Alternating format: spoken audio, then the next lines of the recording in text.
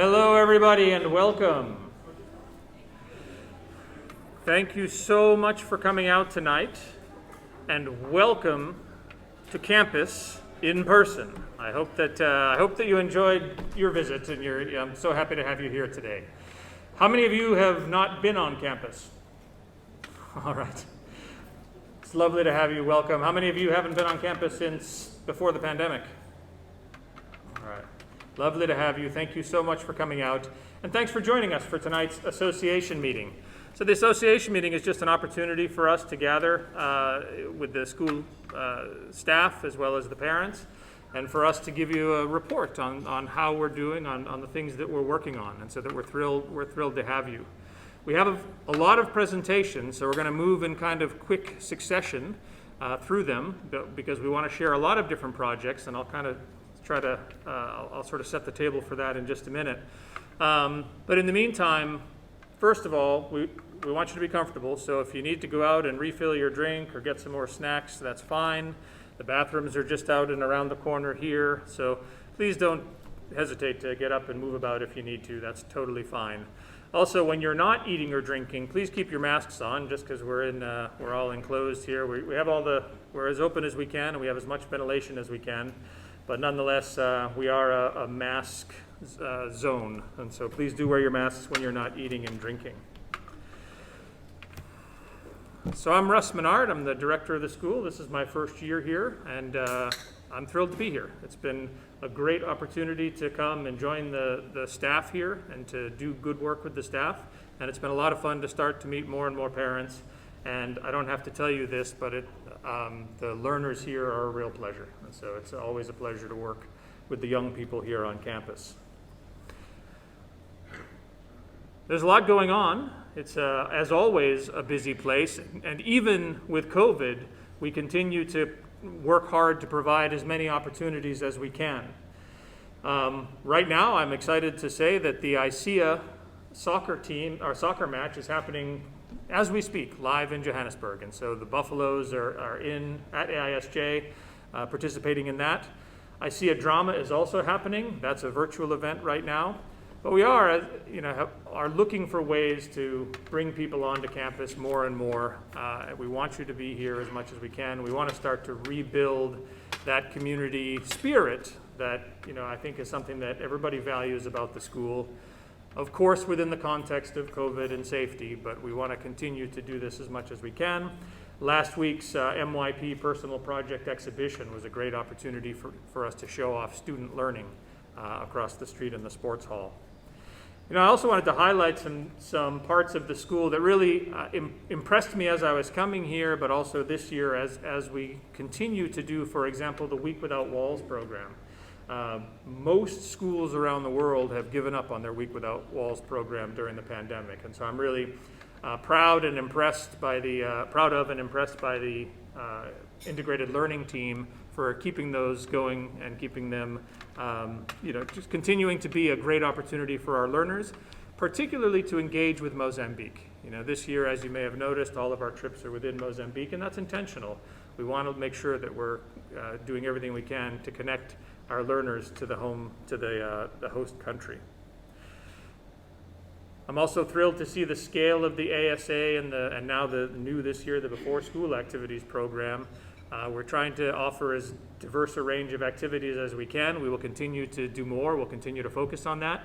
But I recognize that it's there's a need for our young people, for our children to get out and have these kinds of opportunities. And so once again, kudos to the ILD team, the integrated learning team, for getting that program underway when a lot of schools were not doing those kinds of programs.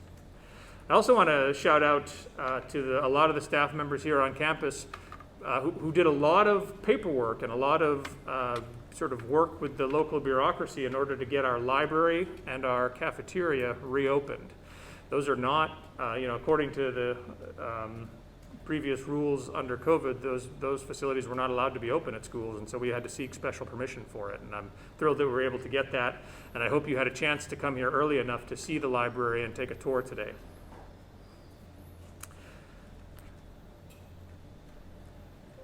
So a school is a large and complex organization, right? We're about 200 employees, we're about 420 students right now. But there are an awful lot of moving parts to run a school like this. And so, whereas most parents and students just see sort of the educational side, there's also always a lot going on the operations side as well. And I wanted to talk about some of the projects that are going on that may not be as obvious, they may not be out in front of people yet, but are really important to the organization and as an institution, really important for the long-term health of an organization like AISM. This year we are digging deeply into a variety of internal procedures, everything from maintenance requests to payroll slips, to make sure that our systems are as smooth and as efficient as they can be. And so that takes hundreds of person hours to do, but is really important work. And so there's a lot of that happening behind the scenes.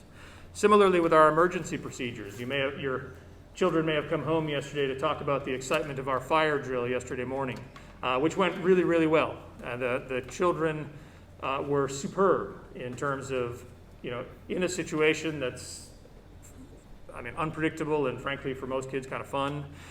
They behaved perfectly, marching out to the assembly points in complete silence and waiting patiently while we went through the process of taking roll and so on. So really nice work on their part. We're also looking, even though we already have a stunning campus, we're looking for ways to make it prettier, to look at different corners, different areas, to make it more inviting and more conducive to learning.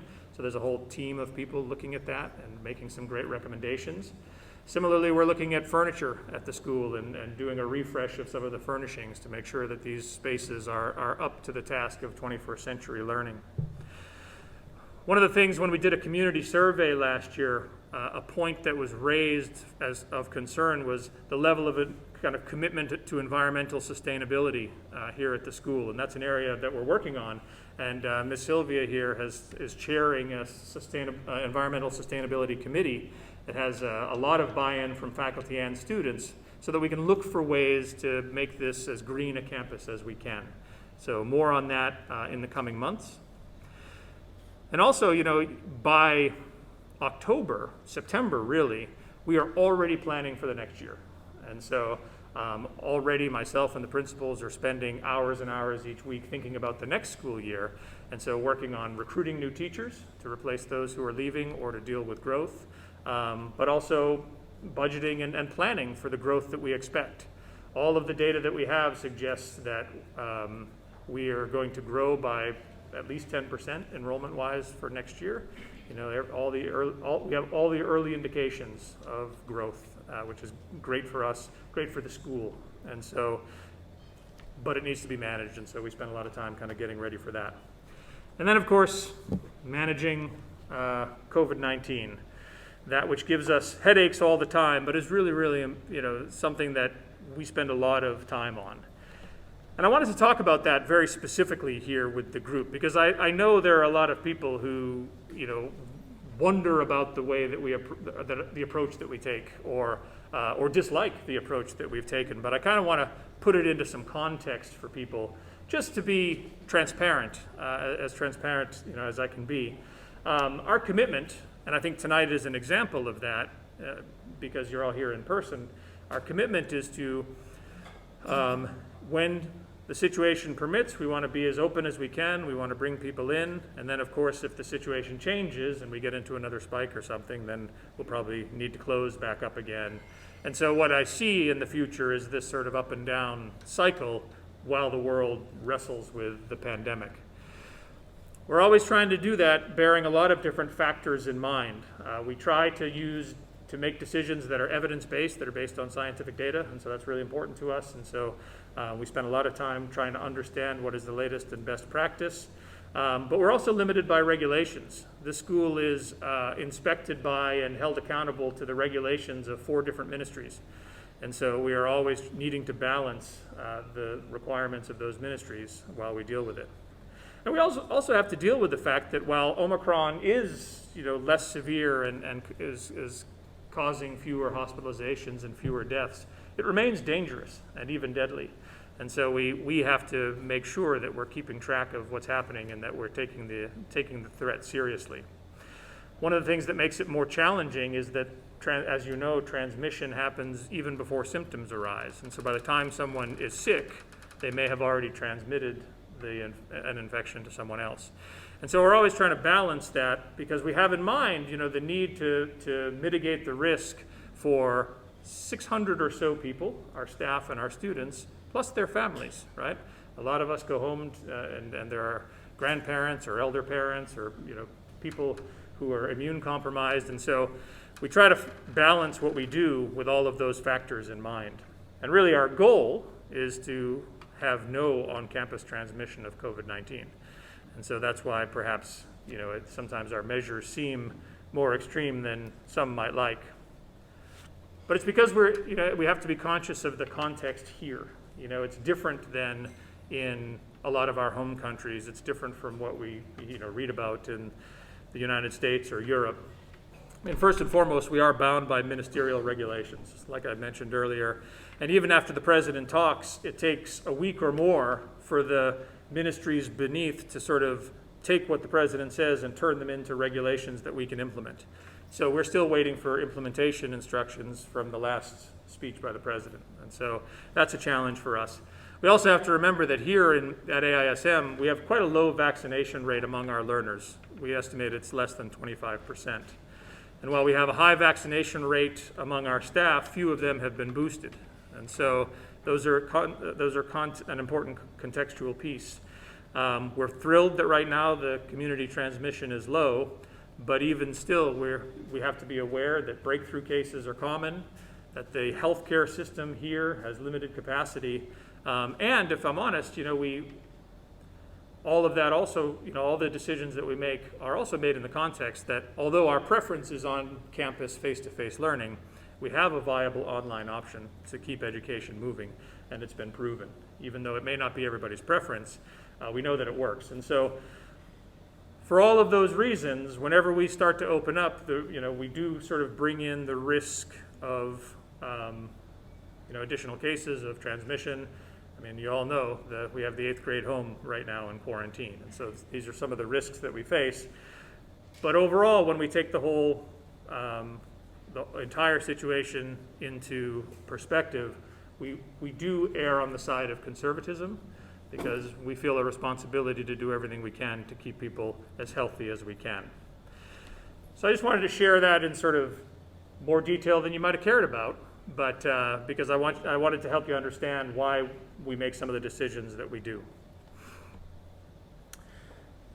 The last thing I wanted to talk about for now is going all the way back to June 2021, so the last week or so of last year, we conducted a community survey, and many of you who were here probably submitted answers. We had a high response rate. And there were I presented the results at the last association meeting, which you may or may not have been at. But I wanted to kind of circle back to some of the areas that were raised as areas of focus. There are areas where, in some cases, 30% or so of the population of the school community felt like we needed to do more work. And so the rest of this evening's presentations are really focused on steps that we've taken this year to address those issues that were raised as concerns. So the first was building community, and of course that's a really tough one because of the COVID situation, but I hope that tonight feels like a positive step forward in that regard. We'll hear from the PTA and the student councils a little bit, and the Learner Voice Board a little bit about some of the things that we're doing there. One of the points that was raised was parents wanting better access to clear curriculum documentation. So Sam Sherrod, our Director of Learning, is going to make a presentation about that. Another concern was consistency of instruction and making sure that classrooms offered a rigorous program. And so the principals are going to talk about that. And then also social and emotional health. Especially for teenagers, this is a tough time. And so we're going to talk about the social and emotional health programs that we have here on campus. And another point that was raised was an interest in increasing diversity. And so I'll talk about or we'll have a presentation. The principals will talk about our DEIJ, diversity, equity, and inclusion and justice work that we're doing this year. So I hope that by the time you leave tonight, you'll see that we've taken that feedback that was given during that survey and have taken some very direct action to make sure that we're addressing those concerns. Many of them we are already addressing, but in all cases, we've certainly ramped up our approach to them. So at this point, in the spirit of community building, I want to call up, we're going to hear from some of our learners. They're going to talk, our student leadership are going to talk about some things that they're working on. And first and foremost, I'm thrilled to introduce our primary school learner voice board. So come on up.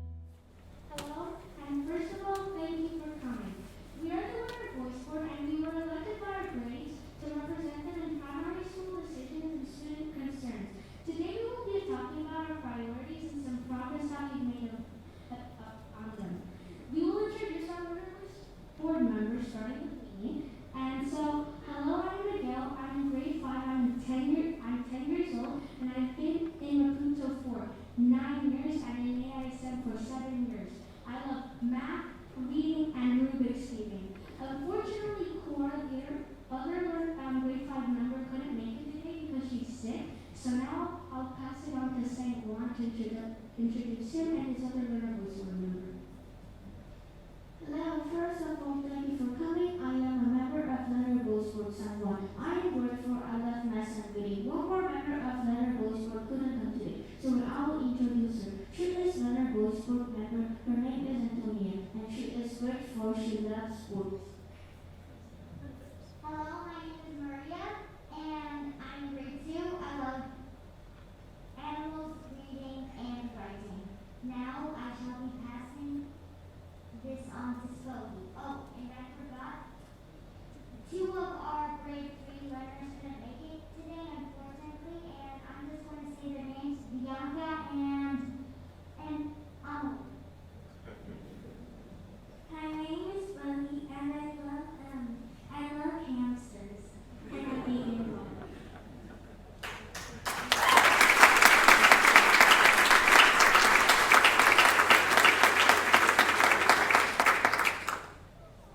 Now we will be talking about our priorities.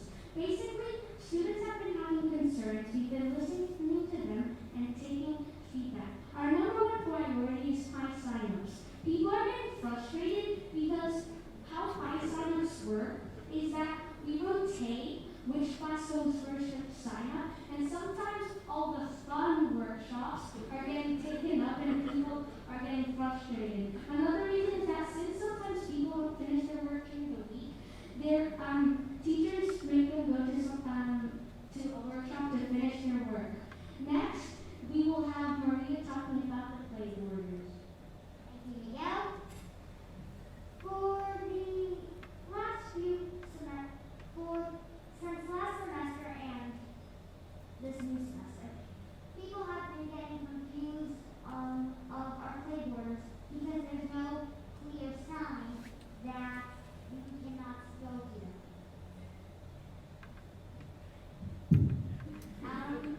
Also, some other people, like me, like eating their snacks, which is the best, and then eating their lunch super slowly. So they're suggesting that instead of both breaks being 45 minutes, they want snack to be 30 minutes and lunch being 1 hour. Now, we'll have Saguan talking about the eat time. Okay, let's see the issue about lunch and snack time. The students just want to play, so some of them don't eat their food. Also, other students was playing, and when they kick the ball, it sometimes took someone's lunch box, so the students just drop their food and or get injured by the ball. They just get injured by the ball. So these are the stuff we have been working on for the past few Fridays.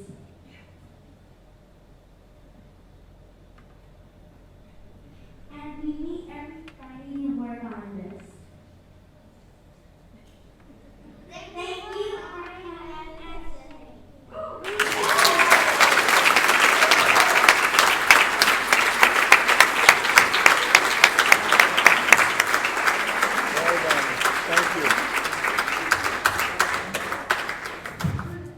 right, big thanks to our primary school learner voice board. Now we have Telmo, the president of the secondary school student body, here to talk about the student council.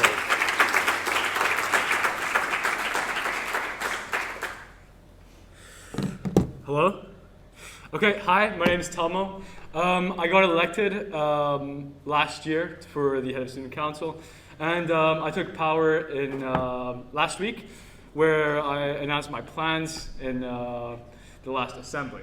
So I have, these are like 3 of my points for my vision for the AASM Student Council. Number 1, to have an active representation by lower grades. What this means is to make sure that the students' voices are heard. And to do this, I'm doing this through 3 ways. Number 1, to the Student Senate. This is an elected body which meets every month to voice the concerns of the students. But I also feel like this may not be enough to aid students into saying what they feel. Another way is through an in-person inbox, which is in Mr. Yolanda's office, and another method is through an online inbox where students can voice their concerns. Number 2 is the dynamic AASM committees responding to student needs. Some of our committees are, sorry, I have a list right here. Arts, Sports and Spirit, Events and Assemblies, Media Committee, Senior Class Committee, and Environmental Committee. These are the most major ones. And in our last assembly, we kind of promoted it. And I believe that having strong committees which plan projects for the student body is very, very important. And lastly, to have fun student-led activities that increase social connectedness. Because of COVID, I feel like a lot of connections, especially intergrade connections, have been lost. And having student-led activities after school will really bring this community closer together. For example, on the 4th of March, the student body is organizing a movie night here at school, and just having people from different grades finally connecting is a way in which we can have a stronger community. I think that's all for me. This is my vision for this school year. Thanks. Well done.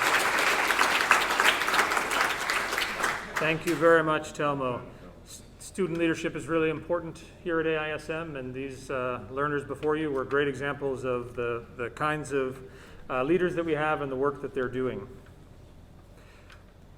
We are lucky here in AISM to have a really hard-working parent-teacher association, and so I am happy to welcome Michelle Couto up to talk about the work that the PTA has been doing. You can just push the arrow to get through the... Okay. Good evening, everybody. I didn't think I was going to have to follow the students. I'm very embarrassed that I have to follow the primary school kids. Let's hope I can talk as well. First of all, thank you all for coming out tonight. I just wanted to show a couple of the things that the PTA has been doing so far. So our first event that we did, we supported class of 2022, which was our senior class, and we just gave them a little bit of a spirit uplifting momentum. The PTA had personalized water bottles made for them with a little tag, motivation quote to keep them going. The parents of the senior class will now carry that on every month. Halloween celebrations, we did trick or treat. We did a treasure hunt for the primary school, which was really very, very successful. And we had a movie night for middle school and high school. Straight after that, we did our holiday market, which was a great success. We had 30 local vendors. We had over 200 visitors, taking into consideration that we had a lot of restrictions by government at the time. We had a little coffee stand, and the way the PTA raised money at this event was that we had a themed basket per grade. So every grade from kindergarten right through to 12th grade did a theme basket, which we did a silent auction on, and we raised a lot of money at that. So once again, thank you to AISM families for contributing to that. Then we had Love in a Box. So our Love in a Box giving tree, we had over 65 contributions, which we then gave out to the pediatric ward at Hospital José Macamo, the pediatric oncology ward at Hospital Central de Maputo, and we also gave boxes out to the orphanage Alumila, which we are still supporting, and we've got another committee that is now running together with the PTA that is helping us build up this little orphanage with construction work, and we're going to be donating other items. After that, we did the decorating of holiday ornaments and fridge magnets. This was all primary school as well. They had great fun. The kids really, really enjoyed it, and they had a little momentum to take home. So last week we've survived 100 days of school. So kindergarten, as you walk through the entrance of school, you can see kindergarten put 100 photos up, and the rest of the primary school wrote a reason why they love AISM. So when you walk out, you can see all the hearts have been written by staff and students at AISM. And then on Valentine's, we decided to give each student a little Valentine's cookie with a little saying at the back. So all of your students, all of your children would have brought one of these cookies home. Maybe they ate it at school, not sure. And then on the 22nd of the 2nd, 2022, we decided to have Tuesday, which a lot of you contributed to 2 items. So 2 pencils, 2 notebooks, 2 rulers, 2 pencils. This is going to be given to the Puanakanisa school, which is in our community. It's our neighboring school here in this area, which Russ and the 2 PTA ladies, Fatima and Olga, went to visit the director, and they really need a lot of help. They've got over 3,600 students at the moment and very, very, very little resources. What's next? So as Talma mentioned earlier, the PTA is working together with Student Council, and the Student Council will be selling the tickets to raise funds, and the PTA on that night will be selling snacks and drinks for the kids. But we also thought, why not do something for the parents, because a lot of parents have to come out, drop the kids on the night, and then go back and come back. So what we've decided to do is a PTA quiz night for the parents.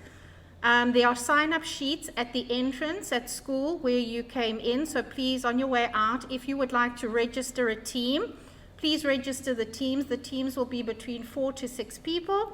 There is a cover charge of 500 mets per person, and that includes a beverage of your choice, and we will have food for sale.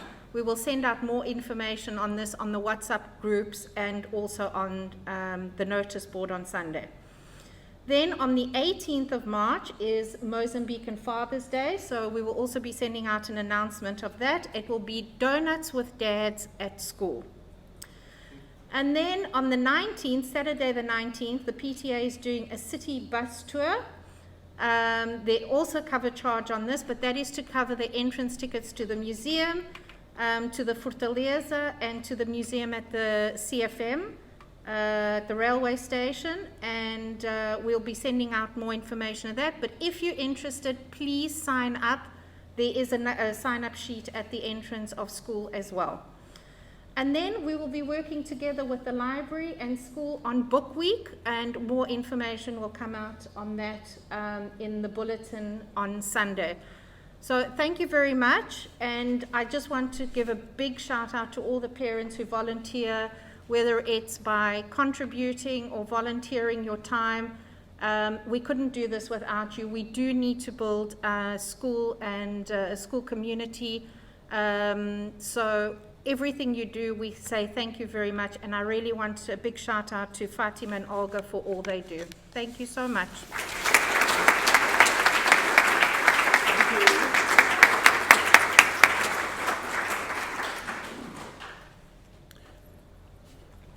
I think that this is my 23rd year working in schools, and this is the most active and most fun to work with PTA that I've ever seen. And so, thank you.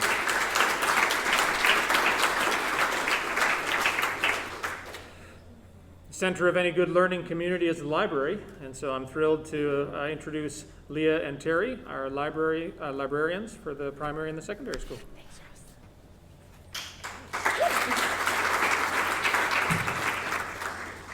Good evening. It's so great to see parents on campus again. We have missed you so much.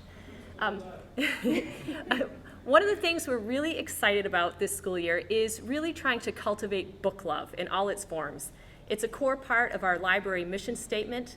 In the secondary school, some of the ways we've done that this school year are by having online Zooms with different authors like Jason Reynolds, like Rick Riordan, by having book clubs, whether it's the Sora Big Read or some of our middle school book clubs, by having genre tasting cafes where kids can try books in different genres. And as well, in the primary school, we started off celebrating book club by receiving over 500 new physical books at the beginning of the year, which was very exciting, as well as our World Read Aloud Day and all of the other ways that we read books and celebrate and swap recommendations. We had a feeling that we might be opening with distance learning this past August, and so over the June-July North American holiday, Lee and I were coordinating with some of the reps from Overdrive. They are the largest vendor of ebooks in the world, and so we worked with them to bring Sora, our ebook platform, to AISM, thanks to a lot of support from our leadership. And this has made it possible for students to check out books from anywhere, anytime, any country. We have 674 ebook titles, and we also got an outstanding magazine bundle through Sora that has access to 90 titles, which are fantastic because they allow for simultaneous user access. Our other new platform that we have as of December is called Tales to Go. It is for audiobooks, and we have over 10,000 titles that we can access for people aged 2 up through adults. There's a variety of books you can choose. They're wonderful for road trips, both for children and adults. So that's a really nice addition to our collection. Across the school year, ever since the library opened, which was really only in October, it seems like so long ago, but we've really only had our physical space opened within the last few months. We've been working to make some changes to the library with lots of input from our learners so that it feels more like a co-created space where they want to be, where they can connect with each other and use the space for a variety of different purposes. Big thanks to Mr. Leonel, who's over here. He's always here at so many different school events. He was just with us for the personal project presentations. He and Vernijo, our secondary school library assistant, worked across this past week to mount 3 different monitors so that students can now present things and collaborate at some of our multimedia tables. Last semester, a team of middle school students helped to create a whole genrefied middle school fiction section, which was a large undertaking, and it involved retagging, more than 700 books. And this semester, a group of high school students are working with me to genrefy the high school fiction collection. And what that does, genrefying a collection, putting it into the types of books, often will increase circulation, sometimes by an increase of a 4-fold increase. And so that helps students to come in, find what they like, and make it easier to walk out with a book. We've also made some additions to our primary library section by using more and more displays to get books front-facing so that learners can see their covers, as well as we've added new labels to help learners find books based on the last name of the author in the fiction section and title headings in the nonfiction section so that everything's just easier to find and more accessible. All right. We also help in the classrooms as well with scaffolding inquiries. So we cooperate with the homeroom teachers by providing support with inquiries using sources like Britannica to help learners find exactly what they're looking for. And we also collect a bunch of the physical books and bring them to the classrooms so that they're connected to the units as well. And that type of collaborative curricular support extends all the way up through high school into our middle years program, where we collaborate to offer personal project support classes and different curation tools to make it easy for kids to find all the resources that they need for some of these bigger inquiry projects in a one-stop shop. So we have a platform called LibGuides to help with that. And in the DP years, we have extended essay support classes that meet regularly. during advisory blocks. And for that, we also have an extended essay LibGuide that students are using. And so these are just some ways that we try to scaffold or provide a lot of support with inquiry and also with the different units of study that kids do throughout all grade levels at the school. We look forward to having all of you in the library. If you didn't have a chance to sign up for an account tonight, we hope that you'll pass by soon. We really think about enrolling families, not just learners, and we really want to up the book love for our whole school community. Thank you.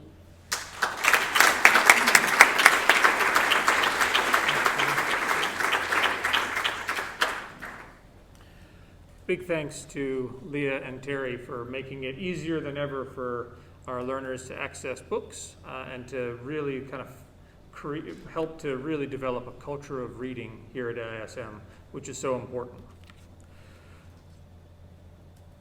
Going back to that survey, one of the areas that people kind of wanted the most was easier access to the ways to understand the school curricula and the things that our students are learning here.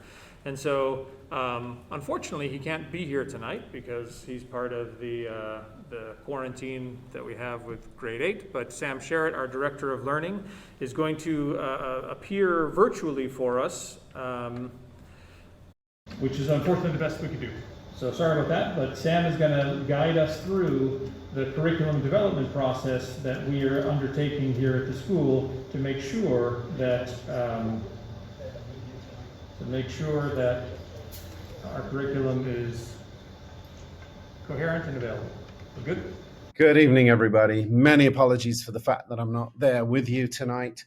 Russ probably just told you that myself and several teachers, as well as the whole of grade 8, ended up having to go home yesterday because of a positive COVID case. In a way, though, this is actually a great way to start this presentation, just because it shows, again, the kind of challenges we've been dealing with over the last few years. We're now in our third school year in which we've been dealing with the complexities of the pandemic. And yesterday, we were able to take a whole grade level off campus and then have them back online, ready for class 20 minutes later, depending on traffic. Not only that, I could also teach my grade 7 class who were on campus and in the classroom from home. Of course, none of this is ideal, and it is an ongoing and exhausting challenge. But we're very proud of how we managed to keep the teaching and learning going and adapt to these changing circumstances. While dealing with all of these challenges, however, we continue to do the work necessary to help our programs improve and evolve. Education and schools are not static entities. And so educators are continuously busy behind the scenes, working on all aspects of the curriculum, the pedagogy, the approaches to assessment, the policies, the systems, the structures necessary to provide the best possible education that we can for our students. So I'm going to give you a little look behind the scenes, some of the things we're working on and some of the significant achievements we're making. The vast majority of our work is driven by our identity as an international baccalaureate world school and being part of the global community of IB schools, educators, students, and families.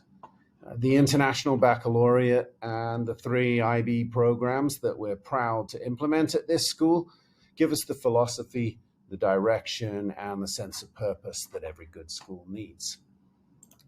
And so we're very happy that we'll go through an IB evaluation visit towards the end of next academic year.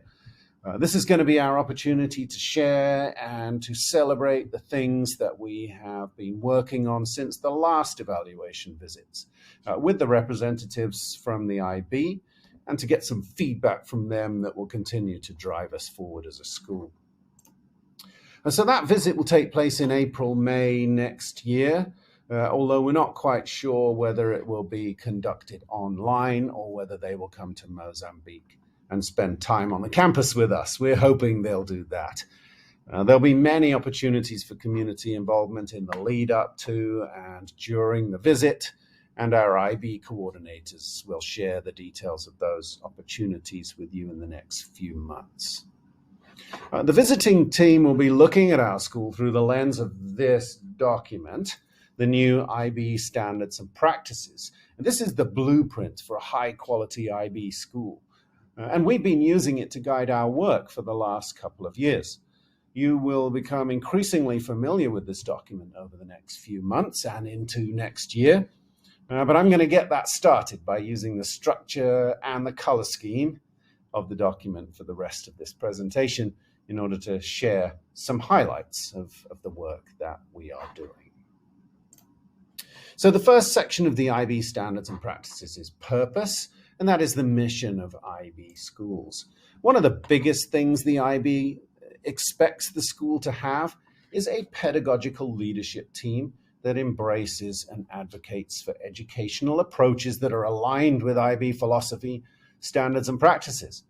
At AISM, we're very fortunate to have assembled an IB coordination team, Taryn, Mike, and Sandeep, that is not only leading our staff very effectively in that direction, but is also a source of inspiration for other IB schools around the world. Other schools are watching AISM and are taking note of the work that we're doing here. The second section of the IB standards and practices is environment, that is the essential structures, systems, and resources of an IB school. A major part of this is the ongoing professional learning that is needed for IB educators in order to refine their practice and stay up to date with educational developments. So far this year, educators on our PYP faculty or primary faculty have attended 30 workshops. Educators on our secondary faculty have attended 26 workshops, and educators from both faculties have attended 18 workshops. Ian and Joe will give you a bit more detail about those workshops shortly. A second important part of this section of the IB standards and practices is collaboration. The IB expects teachers in each of the 3 IB programs to collaborate effectively in order to implement the programs, and for the school to provide time and other resources to enable this to happen. So our PYP teachers get together frequently in order to design units, plan for teaching and learning, develop assessment tools and strategies, look at student work, and analyze data. Because of the nature of the primary schedule, they are able to do this several times per week during the school day, as well as in the 2 faculty meetings on Tuesday and Thursday. Taryn and the members of the primary leadership team play a key role in facilitating these sessions, as well as providing the systems, structures, and resources that teachers need in order to be able to do the work. Much of this work is driven by the new planning processes that we've designed in order to move closer to the philosophy and practices of the PYP, as they are described in the enhanced PYP documentation and in the standards and practices. In the MYP and diploma, opportunities to collaborate during the school day are more limited, just because of the complexities of scheduling and teachers working in different departments. However, with the guidance of Mike and Sandeep and Ian and the heads of department, the culture and habits of collaboration are developing rapidly in the secondary school as teachers find time to get together to go through our new unit design processes, to plan for teaching and learning, to analyze assessment data, and to develop curriculum during the school day, as well as during the 2 faculty meetings on Tuesday and Thursday. The third section of the IB standards and practices is culture, and in particular, the creation of positive school cultures through policy implementation. A significant amount of policy work was required in the school in order to make sure our policies aligned with the updated expectations of the IB, as well as with developments that have taken place in the world of education globally since the last policies were created. So we are deeply engaged in the processes of reviewing and updating policy, and our new assessment policy shown here is complete and ready for publication.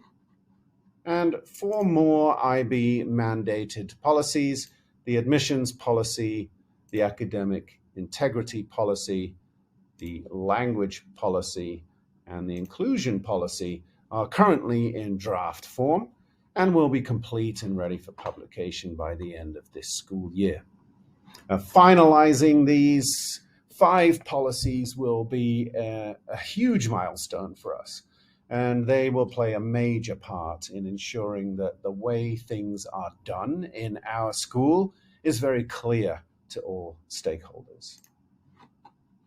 The final, but also the largest section of the IB standards and practices is learning, ensuring an effective education. And learning in IB schools is based on a coherent curriculum. And this is something that has been a major focus for us for the past 3 years or so, as we continue to strive for an effective and powerful curriculum that organizes teaching and learning across the years of our IB programs from PYP to diploma. This is a complex task, as our curriculum should also be appropriate to our students, to our community, and to the changing needs of society. Our written curriculum for English language, shown here, is complete and ready for publication. A huge amount of work has been put into updating our written curriculum for mathematics, and this is also complete and ready for publication. Our science written curriculum has also had a complete makeover, and based on the next generation science standards is a significant and exciting development for the evolution of that subject in our school. And our social studies and individuals and societies written curriculum is also complete and ready for publication. While we do, of course, have written curriculum for the remaining subject areas, some of which are shown there, work still needs to be done so that we have a coherent curriculum for all disciplines that we're truly happy with and proud of. And this will be completed by the end of the school year, so that the entire curriculum handbook can be published and easily accessible by all stakeholders. We know how important it is for parents to be able to see and understand what their children are learning each year. A second major focus of this part of the IB standards and practices is collaborative unit design, and in particular, the design of units of study that meet the requirements of each of the IB programs and are in accordance with program documentation. All learning in the PYP, MYP, and diploma programs at our school is organized into units of study. The expectation is that these units of study are designed to focus on the development of conceptual understanding.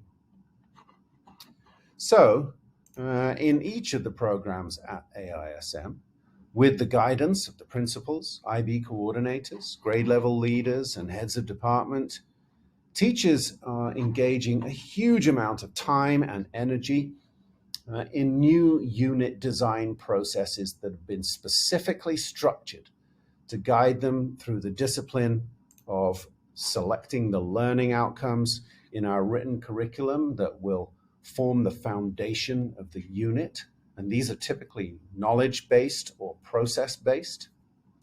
We then identify the concepts, the big ideas that can be found in the language of each of those outcomes. And following that, we start to generate the conceptual understandings that we will support the students in developing. And finally, we bring all of this together with one or more generalizations that capture the essence of the unit. Of course, this is not a simple process. It requires discipline in following the unit design processes that we have established. And it requires a great deal of mental exertion. It requires deliberation and negotiation. And most of all, it requires time. Time which, as I referred to earlier, has been created and is being found by our faculty as they dig deeper and deeper into the methodology that is expected by the International Baccalaureate. So that's a little look behind the scenes at some of the work we're doing. As always, I'm very happy to answer any questions you might have about our curriculum and educational programs. Apologies, I'm not there to answer those questions live, but as always, I'm very happy for you to get in touch with me, and there's my email. Thanks and good night.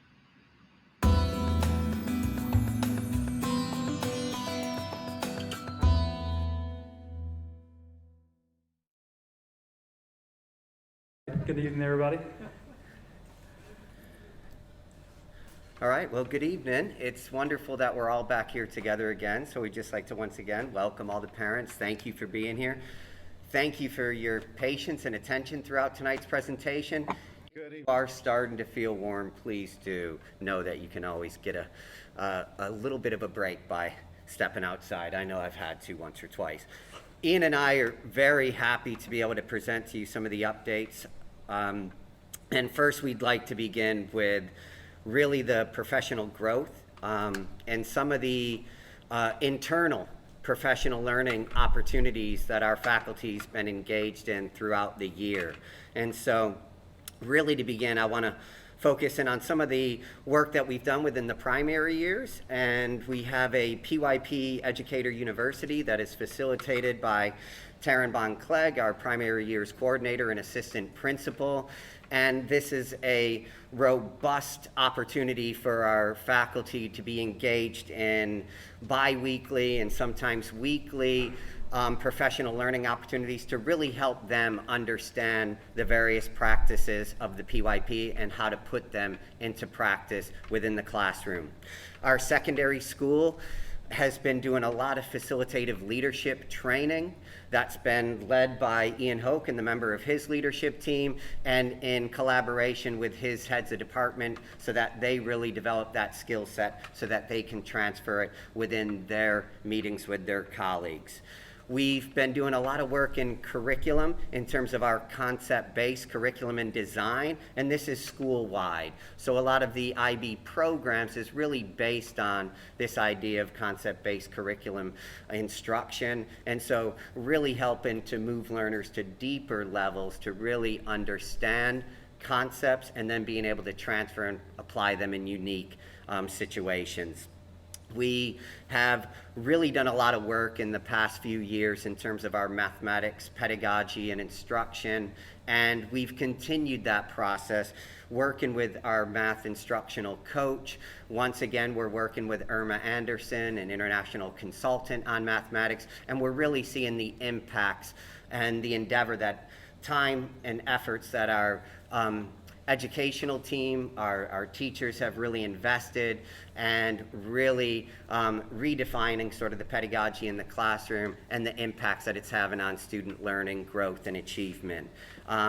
Finally, you know, when I think about further level of support, we have ongoing support from our program coordinators in all three of our IB programs, as well as our ongoing faculty meetings on Tuesdays and Thursdays, where we focus on coming together to look at data, do transdisciplinary planning, where we're integrating our single subjects into the concepts and the topics and areas of knowledge that are being explored in the classroom.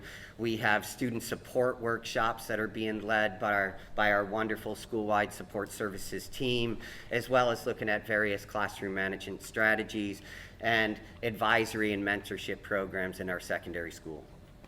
Thanks, Joe. Do I advance those? All right. Sam referenced in his presentation some of these many workshops that our teachers have been able to engage in, and you can see here a small sampling, and they fall under some of these various types, more strategic, some focused on teacher leadership to help us do the work we need to do every day, and help teachers also develop in their careers. Clearly pedagogical, doing that best practice in teaching, and of course, like the Irma Anderson workshop or various literacy workshops. I know my wife Callie, who teaches in grade 5, did a workshop on punctuation one Sunday. And it's one of the benefits, there are silver linings, I think, in the pandemic, and one has been you can get a lot of really high quality professional development over Zoom without getting on a plane and spending thousands of dollars for a workshop. You can spend maybe a little bit, or some of our partner organizations like ASA, you can get it for free with world experts. So it's been, I think, truly a bit of a boon. So this year we implemented a coherent sort of school-wide evaluation and appraisal program for our faculty and staff, as well as a professional growth process for our faculty and staff. And so really when we started on this mission of ensuring that we had coherence throughout the school, we wanted to really think about the purpose that drove this work and the purpose behind a quality teacher evaluation and professional growth system. And really, we always begin with the learners at the center. And so really, we endeavor in terms of our evaluation and growth processes to ensure that we're able to optimize student learning and growth. We want to be able to really think about how we can pursue and achieve the values that the school is based on, as well as the mission and vision that drives the work that we do and the decisions that we make. It also provides an ongoing opportunity for teachers to really be able to continuously improve upon their craft and practice, to find ways to make an impact in terms of the lives of our learners, as well as their academic and helping them to reach their academic goals. We wanted to ensure that our professional learning opportunities were aligned to the beliefs and practices outlined in the IB standards and practices. And one of the really important considerations is we wanted to personalize it to the needs of our faculty and staff. So we wanted to ensure that our system really promoted collaboration between our instructional coaches, our leadership, and our teachers, but also really helped us to zoom in on what they were passionate about in terms of their pedagogy and practice, and really make space and time to bring that into the fold. So just to expand on that, generally we'll have one teacher goal constructed in conversation with the leader that they're working with that's focused on a change in student behavior, a change in student outcomes. And that's what we mean by student-centered. I might want to increase the accountability of talk in my English classroom. Well, let's describe what that looks like in terms of a change in student behavior. And so then when we're looking in a classroom, stopping in, seeing that, giving some feedback, having a subsequent conversation, we're going to do that several times over the year. It can become a meaningful and powerful impetus for professional growth. And the second goal is also available. That could be personal, maybe towards trajectory, learning something about leadership. It could also be a second professional goal that's a little more centered on the teacher, or it could also be student-centered. And I guess I described sort of how the multiple observations work. We're not dropping in necessarily for an hour. We're trying to see regular examples of practice and have those conversations with teachers. And I think that, truly this point that we hire good teachers. We don't want to be a place where teachers go to calcify, and we want to be a place where teachers come to get better and be a great teacher here, and then ideally when they're ready, move on and be a great teacher wherever they go and say, hey, that's a place where I really learned and got better and was challenged as a professional. And truly that strategic alignment of we do the things we do here at AISM for students and student experience and student learning. Anything to add? Thanks very much, everybody. And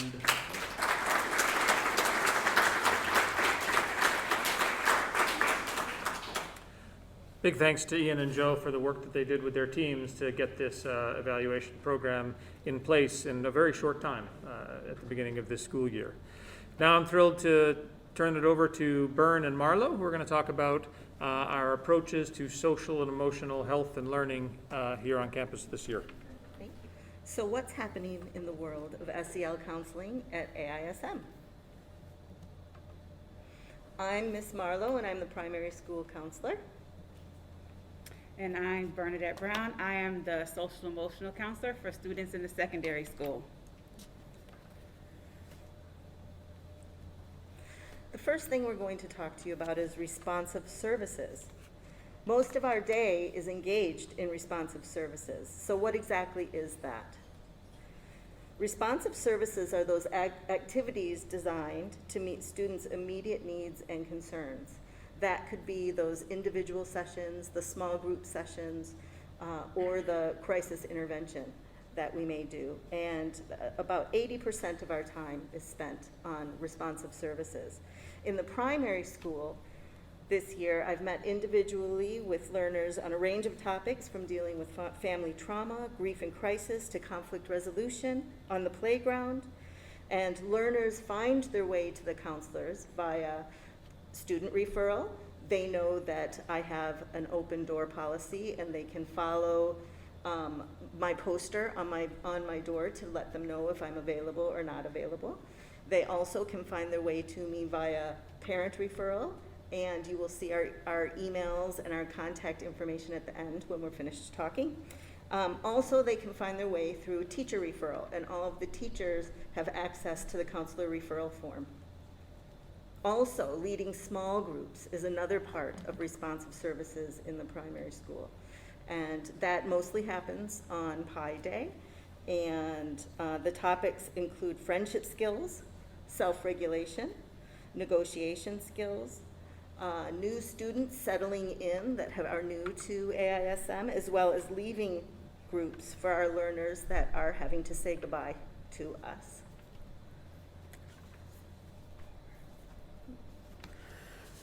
In the secondary school, we follow the International School Counseling Association's standards for what a school counseling program should be. As Marlo mentioned, 80% of our time at a minimum is spent with students, and 20% of our time is spent in indirect services with students.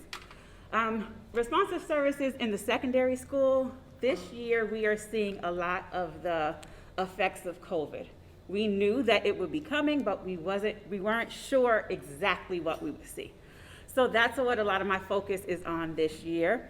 I am seeing students for individual counseling services, and that's for a variety of topics: anxiety, depression, self-image, self-esteem, decision-making, peer pressure, grief, just life difficulties in general. I am doing a small group. We don't do groups as much as at the secondary level, just because of the complexity of the schedule, and just we are limited for time. But the group that I am doing right now is a result of the effects of COVID. We're seeing that students have spent a lot of time online, and so they're bringing some of those online behaviors, now that they're back on campus, into the real world.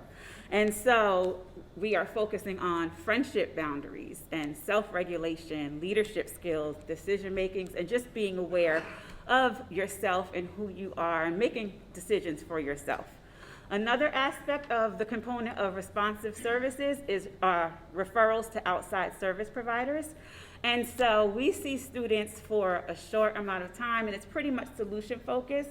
But when we find that students need a little bit more than that, then we refer them to outside services so they can get what they need. Our next counseling component area is our counseling curriculum. So these are structured, developmentally appropriate lessons that we provide to students, or that we work in collaboration and provide. In the secondary school, we collaborate with advisors to provide these services. At each school year, I do a student needs assessment, and that drives what happens in the counseling curriculum. Sometimes we deviate from that because students or teachers may say, Ms. Byrne, this is what's going on right now, and we really need this information. And so we'll pivot, and then we'll give them what they need based on what's going on. Some of the topics that I have covered this year are empathy and inclusiveness, managing stress and anxiety. Students have also had bullying lessons in grade 6. We've done mindfulness, body image, and eating disorders. We are currently in making plans to do drug and alcohol abuse and awareness for students in grades 8 through 12. In grades 6 through 8, they are currently working with their advisors on digital citizenship, and I will follow that up with the social emotional aspects of being safe online. And 7th grade just came and asked for a topic about having the pressure to be perfect, and so I will be working with them in the next couple of weeks on the myth of perfection. And then in the primary school, our counseling curriculum for the primary school includes a mix of co-planning, co-teaching, and sometimes standalone counselor-led sessions. My work's driven by the PYP, PSPE, if that's not a big mouthful for you, and that stands for the Personal, Social, and Physical Education Curriculum. The counselor focuses on the identity and interactions continuums as part of that curriculum. Topics that I have been working on this year in the primary school include personal safety, which is part of our child protection, kindness, health and hygiene, bullying, strategies for strong feelings, such as what do you do when you flip your lid, understanding our feelings and how it connects to our behaviors, and then of course we can't forget Kelso, who is our mascot at the younger grades, and he helps us to identify small and big problems and strategies for those small and big problems. And if you've seen him around, you know that he's a little green frog, and Miss Marlowe gives him a voice. The last component of our program that we would like to discuss is system support. System support work is not directly working with students, but it's the work that we do to maintain and support the counseling program and the programs here at AISM. For example, these are the various committees that we sit on, such as the student study team. It's our own professional development as well as the professional development that we may provide to the staff. This year, we have both provided child protection to the staff. In secondary school, we've had Part 2 deep dive into child protection. Teachers have also had integrating social emotional learning into the classroom, and then supporting students and their gender identities. We also provide parent information sessions. We will be starting a new workshop series for parents. Our first one is Tuesday at 5:30, and we will be having an honest conversation about bullying, what bullying is, what it is not, how to identify the signs, what to do. And so we hope to see as many of you there as possible. And in the primary school, school system support looks like attending transdisciplinary co-planning and the student support grade level meetings for each grade, and participating in the PLCs, the professional learning communities, as needed.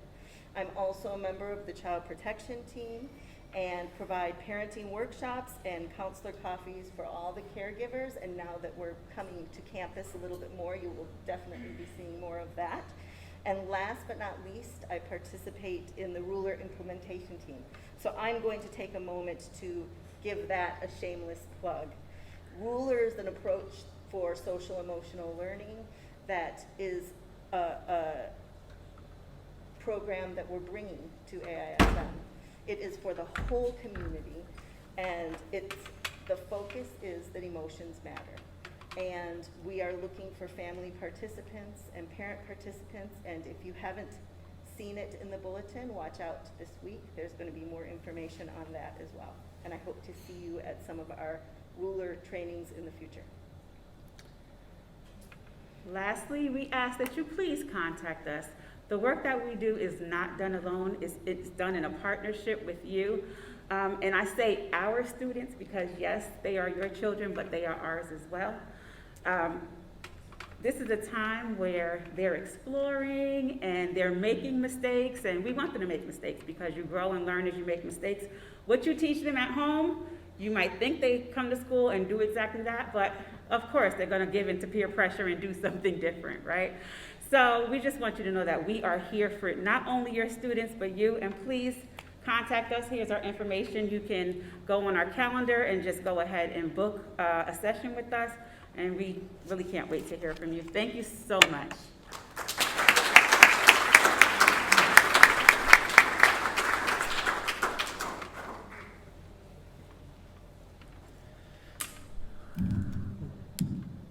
big thanks to Marlo and Byrne for their work in helping our learners sort of develop their social and emotional skills here on campus. And now I want to introduce or bring Joe and Ian back up to talk about our work with DEIJ, which is Diversity, Equity, Inclusion, and Justice.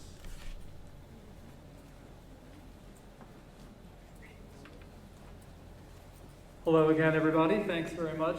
It has been actually a real pleasure to listen to our colleagues and just realize how lucky we are to have these teachers here, these leaders, and these incredible support providers. I can't tell you how complex their work is and how much it bleeds into your kids' experience every day. Whether or not they know it might be in curriculum, it might be in many different ways. So, we're going to talk a little bit about this work that we've embarked on in earnest this year to really engage really and truly with the diversity that we have and towards a more inclusive school. So I want to start with why. First and foremost, when I arrived here, I did my very first Parents Coffee, which, by the way, that is Tuesday, March 1st at 5:30 p.m. in MP1. We'll have wine and cheese. Come and get real talk about bullying with Bernadette. And connect, too, say hello. But our community has always said, every time I've asked for a share out to talk about what do you love about AISM, what do you value, diversity is always first. And so what does that mean? Do we just let it exist, or do we turn it into a true strength that we are leveraging every day?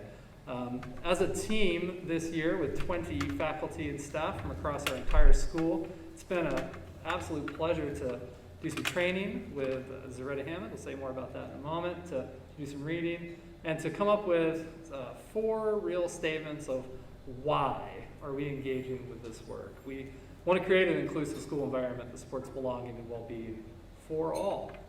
We want to ensure everyone's brains are safe from amygdala hijack. I thought about dumbing that down, but I didn't want to. The amygdala is the lizard brain. When we are threatened, we don't get to think about it, right? We have a visceral physical response. And so when we can experience that kind of feeling, it's like, do a math problem. Now do a math problem in a room with a tiger. If there's a tiger in the room, you're not going to be able to think and do the math problem. So we want to make sure we have classrooms that are safe for everybody's brains. To build trust for a stronger classroom and school community, and to help students build cultural competence.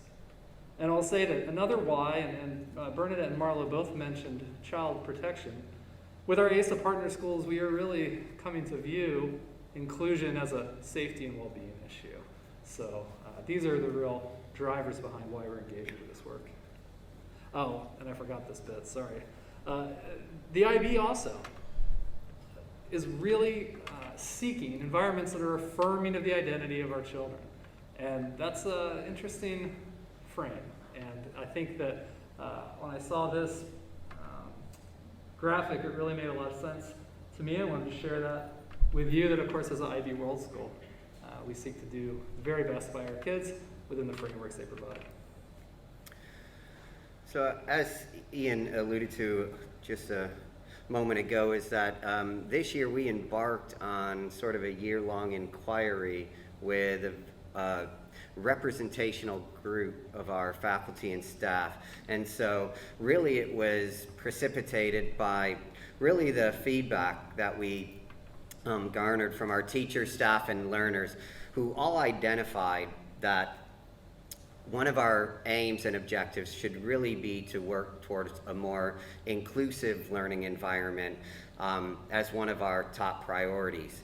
And the faculty and staff first came together around working with Zaretta Hammond, and it was a 4-week workshop held on Saturdays, and it was really supporting educators around the world to really build anti-racist learning environments.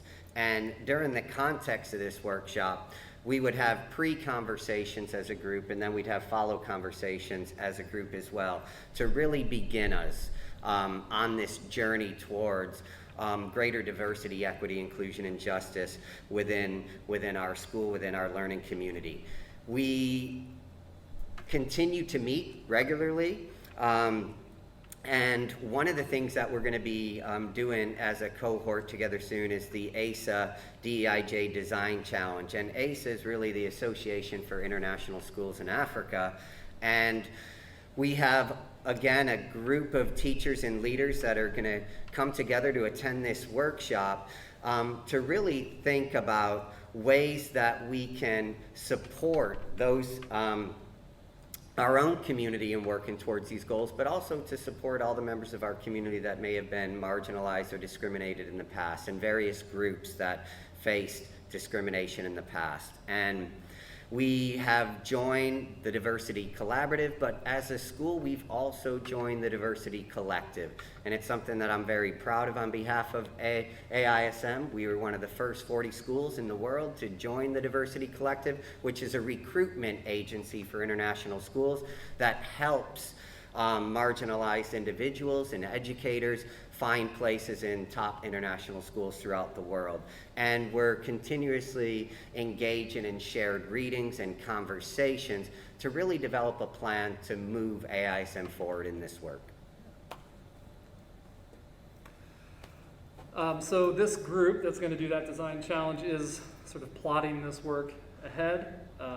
It is one that takes, it's a process of self-inquiry. It's a process of inquiry across different facets of our community, and that's really where we're spending time right now. And excited to get a plan to put together for the future. And Joe talked a little about the Diversity Collective. It is international schooling, if I can editorialize for a moment, is a little behind many national and sort of different nations' independent school networks on engaging with diversity. I'm glad that it's happening across international schools, but some of these new organizations are in fact new this year, new within the last 18 months, and so we're trying to build those partnerships and networks. I want to add as well, and you can see that the bottom student-led initiative, there was one student who went to Mike at the end of last year and really said, hey, I'd like to see more of me and my history, or really maybe even any in our content, and went and talked to our teachers about that, and they heard it. And they started to diversify our content, which is something we can do. We can read books by different kinds of authors. We can learn case studies in history from different periods in history in different places. And so that's happening. And we have plenty of work left to do, but it's good that we're undertaking that work. So that curriculum review really does offer the opportunity for multiple perspectives and more broadly representative content. And then there is also a group that I'm happy to share in the secondary school who has named themselves LGBTs to support one another as they grow and develop into their identities. So that is our work on diversity, equity, inclusion, and justice, and we're really happy to share it with you. Thank you.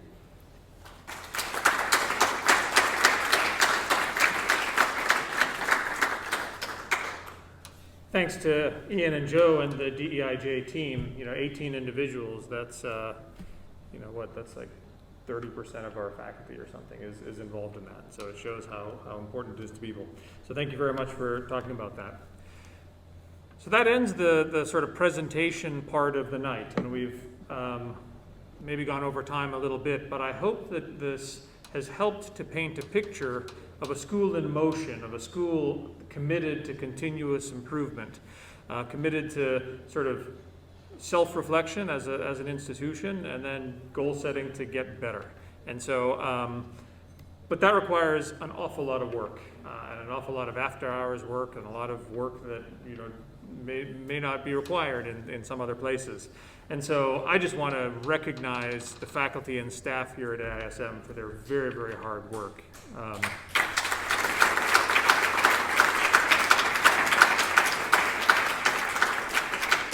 We are very lucky to have a strong team here, and I implore you, please, a lot of times, like many of our jobs, this job is also can be kind of thankless, and so please do reach out. And if someone on the team here has said something that resonated, or if someone has, working with your child in the classroom has made a difference, please let them know. A simple email, a card, a note, just a word goes a long way. And so I certainly, from the bottom of my heart, would appreciate you taking a little bit of time across the next week or so to make sure that people are appreciated for the hard work that they're doing in all the different ways that you work at a school. All right, thank you very, very much, everybody. I appreciate that you're here.